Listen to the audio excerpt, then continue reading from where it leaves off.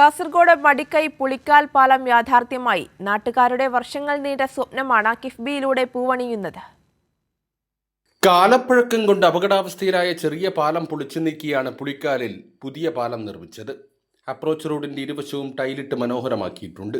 സൂചനാ ബോർഡുകളും സുരക്ഷാ സംവിധാനങ്ങളും ഒരുക്കി.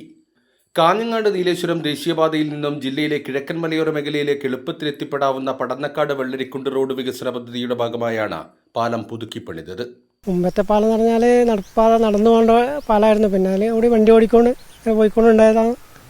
ഇപ്പോൾ നല്ല സൗകര്യമായി, നല്ല പാലമാണ്. നല്ല തിരക്കിലെ റൂട്ടാണ്. നല്ല തിരക്കിൽ 2-4 ബസ്സുണ്ട് ഓടിക്കൊണ്ട് കുറേ ട്രിപ്പ് അടിക്കുന്നത്.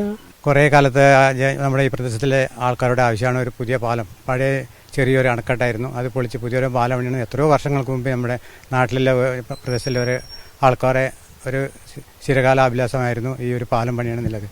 അതിന് ഇടതുപക്ഷ സർക്കാർ ഈ പാലം പണിയതിൽ ഞങ്ങൾക്ക് നാട്ടുകാർക്ക് വളരെയധികം സന്തോഷമുണ്ട്. കിഫ്ബി പദ്ധതിയിൽ 3,29 ലക്ഷം രൂപ ചിലവഴിച്ചാണ് പാലം നിർമ്മാണം പൂർത്തിയാക്കിയത്. കേരളത്തിലെ ഇടതുപക്ഷ സർക്കാരിൻ്റെ ഏറ്റവും വലിയൊരു നേട്ടമാണ് ഈ ഒരു പുളിക്കാൽ പാലം. കിഫ്ബിയുടെ വർക്കാണിത്. 3 കോടിയിലെടുത്ത് വരുന്ന ഒരു പദ്ധതിയുടെ ഭാഗമായിട്ടാണ് ഈ പാലം നിർമ്മിച്ചു കഴിഞ്ഞത്. ഞങ്ങളുടെ ചിരകാല അഭിലാഷമാണ് പുളിക്കാൽ പാലം എന്നത്. ഒരുപാട് വാഹനങ്ങൾ കടന്നുപോകുന്ന ഈ റോഡിലൂടെ അനിവാര്യമായൊരു പാലം തന്നെയാണ് ഇന്നിപ്പോൾ നിർമ്മിച്ചു കഴിഞ്ഞിട്ടുള്ളത്.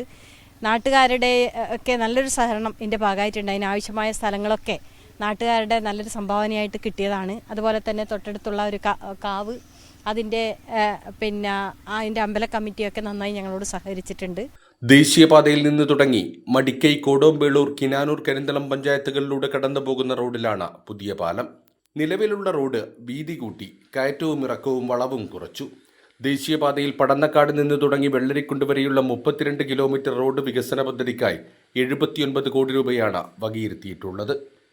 കൈരളി ന്യൂസ്, കാസർഗോഡ്.